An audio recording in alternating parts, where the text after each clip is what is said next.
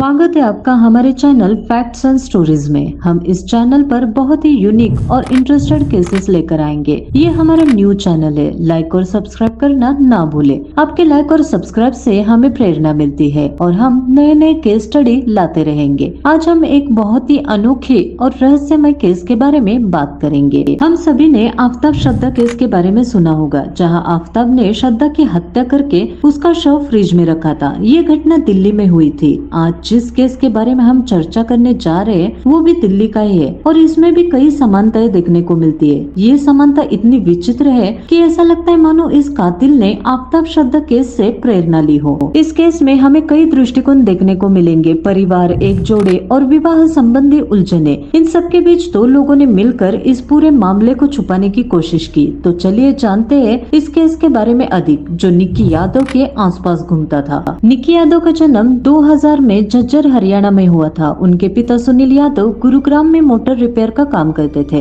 और उनके 3 बच्चे थे, जिनमें निक्की सबसे बड़ी थी। निक्की ने अपनी 12वीं कक्षा की पढ़ाई हरियाणा से की और डॉक्टर बनने का सपना देखा। अपनी आगे की पढ़ाई और तैयारी के लिए वो दिल्ली के उत्तम नगर स्थित आकाश इंस्टीट्यूट में आई। 2018 में 12वीं पास करने के बाद निक्की ने दिल्ली में एक कमरा लिया। वो पढ़ाई पर ही ध्यान केंद्रित करती थी और दिल्ली आने के बाद अधिक लोगों से मिलती जुलती नहीं थी। घर से कोचिंग और कोचिंग से घर तक उसका दिनचर्या था। कोचिंग जाते समय वो जिस बस से सफर करती थी, जहां उसकी मुलाकात साहिल गहलोत से हुई। साहिल गहलोत का जन्म 17 मार्च 1997 को नजफगढ़ दिल्ली में हुआ था। साहिल की उम्र निक्की से 3 साल ज्यादा थी और उनका परिवार संपन्न था। उनके पास 2 व्यापार थे और साहिल के नाम पर एक जमीन और ढाबा था, जिसे खाओ पियो ढाबा कहा जाता था। साहिल भी 2018 में उत्तम नगर के आकाश इंस्टीट्यूट में एसएससी की तैयारी करने लगा था और वो भी उसी बस से सफर करता था जिस बस से निक्की सफर करती थी। जल्दी साहिल और निक्की के बीच बातचीत शुरू हो गई और उनकी दोस्ती प्यार में बदल गई।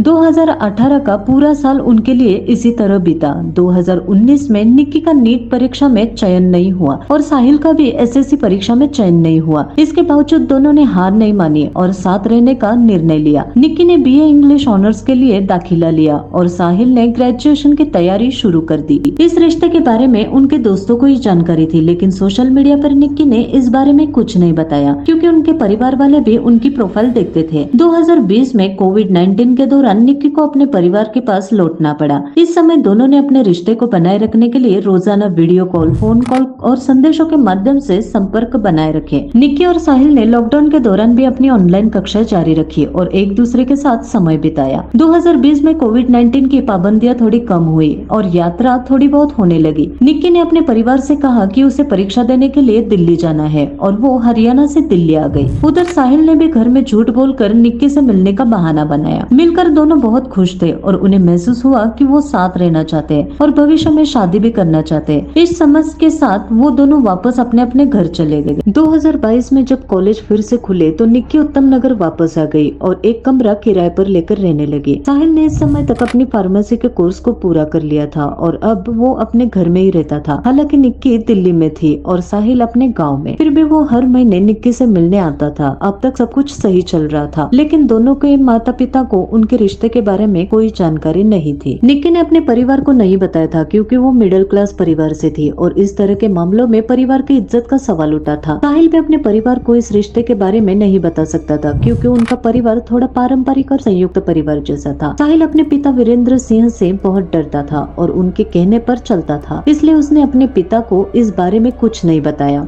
2022 के अंत में साहिल के परिवार ने उसे शादी के लिए कहना शुरू कर दिया। साहिल के पिता ने जल्दी एक लड़की पसंद कर दी और शादी की तारीख भी तय कर दी। साहिल को यह सब देखकर उन्हें मना करने की हिम्मत नहीं हुई और वो चुप रहा। हालांकि साहिल और निक्की की मुलाकातें और बातचीत कम होती गई और निक्की को शक होने लगा कि कुछ गड़बड़ है। आखिरकार 9 फरवरी को निक्की को किसी माध्यम से पता चला कि अगले दिन साहिल की शादी है। उसने साहिल को फोन किया और उससे सवाल किया कि वो ये सब कैसे कर सकता है। निक्की ने साहिल को धमकी दी कि वो उससे उसी दिन मिलना चाहती है, वरना वो कुछ गलत कदम उठाएगी। शादी से ठीक एक दिन पहले इस स्थिति का सामना करने पर साहिल के पास और कोई विकल्प नहीं था। साहिल ने बिना सोचे समझे निक्की से मिलने का फैसला किया और दिल्ली के लिए अपनी वेरना कार में निकल पड़ा। उसने निक्की को घर से नीचे बुलाया और उसे कार में बैठा कर दोनों ड्राइव पर निकल गए। यात्रा के दौरान उनकी बहस हुई। निक्की ने साहिल पर आरोप लगाया कि उसने इतनी बड़ी बात उससे छुपाई, उसे अंधेरे में रखा और अब जबकि उसकी सगाई हो चुकी है और अगले दिन शादी है तो वो क्या करे। साहिल ने अपने बचाव में कहा कि वो अपने पिता को कुछ भी समझा नहीं सका, वो उसकी बात नहीं मानेंगे। इस पर निक्की ने साहिल को अल्टीमेटम दिया कि वो उसके साथ भाग चले क्योंकि उसकी शादी अभी नहीं हुई है। लेकिन साहिल ने इस विचार को अस्वीकार कर दिया, कहते हुए कि यह संभव नहीं है क्योंकि दोनों परिवार इसे जुड़े हुए हैं और उनके घर वालों की इज्जत पर आंच आएगी। निक्की ने यह सुनकर साहिल को धमकी दे दी कि अगर उसने उसे शादी नहीं की तो वो साहिल के शादी के मंडप में आकर सबके सामने सच्चाई बता देगी। ये सुनकर साहिल को बहुत गुस्सा आ गया। कार में उसके पास एक फोन चार्जर की केबल थी। गुस्से में उसने तुरंत केबल निकाली और निक्की का गला दबा दिया। कुछ ही देर में निक्की की मौत हो गई। जब साहिल का गुस्सा शांत हुआ तो उसे एहसास हुआ कि उसने क्या कर दिया है। उसने निक्की को मार दिया था जिससे वो सबसे ज्यादा प्यार करता था और उसी दिन उसकी शादी भी थी। साहिल ने निक्की की बॉडी को कार में रखा और इधर उधर घूमने लगा, सोचते हुए कि वो क्या करे। उसने सोचा कि वो बॉडी को कहीं जंगल में फेंक देगा, लेकिन फिर उसे लगा कि पुलिस वहाँ भी बॉडी ढूंढ सकती है। फिर उसने सोचा कि वो बॉडी को नदी में फेंक देगा, लेकिन उसे ये भी सही नहीं लगा। अंत में उसे याद आया कि उसके पास एक ढाबा है जहाँ वो बॉडी को छुपा सकता है। उस दिन ढाबे में कोई नहीं था क्योंकि साहिल ने अपने सभी कर्मचारियों को शादी के काम के लिए घर पर भेज दिया था। साहिल ने अपनी कार को ढाबे के सामने लगाया और निक्की की बॉडी को ढाबे के अंदर एक नीले फ्रिज में रख दिया। कुछ स्रोतों के अनुसार क्योंकि निक्की की बॉडी फ्रिज में पूरी तरह फिट नहीं हो रही थी, साहिल ने बॉडी को 2 टुकड़ों में बांट कर फ्रिज में रखा। इसके बाद साहिल अपने घर चला गया जहाँ उसकी शादी होनी थी। 10 फरवरी को उसकी शादी हो गई। निक्की के परिवार वाले चिंतित होने लगे क्योंकि वो रोजाना कॉल करती थी, लेकिन पिछले 2 दिनों से उसने कोई कॉल नहीं किया था। निक्की के पिता ने उसके दोस्त से संपर्क किया जिसने कहा कि निक्की मसूरी घूमने गई है, शायद इसलिए कॉल नहीं लग रही। निक्की के पिता सुनील यादव ने इंतजार किया कि शायद वो वापस आ जाए या उन्हें कॉल करे। हालांकि 12 फरवरी, 13 फरवरी और 14 फरवरी बीत गए, लेकिन निक्की का कोई पता नहीं चला। अंत स्थानीय पुलिस स्टेशन को एक सूचना मिली कि एक साहिल नाम के लड़के ने किसी लड़की की हत्या की है और बॉडी नजफगढ़ के ढाबे में छुपा दी है। पुलिस ने साहिल को कॉल किया, लेकिन उसने कॉल नहीं उठाया। पुलिस को लगा कि ये एक अफवाह हो सकती है, लेकिन फिर भी जांच के लिए वो उस ढाबे पर पहुंचे। पुलिस ने ढाबे की तलाशी ली और जब उन्होंने नीले रंग का फ्रिज खोला तो उन्हें निक्की यादव की लाश मिली। पुलिस ये देखकर हैरान रह गई और ये स्पष्ट हो गया कि साहिल ने ही निक्की की हत्या की थी। क्यों, कब, कैसे,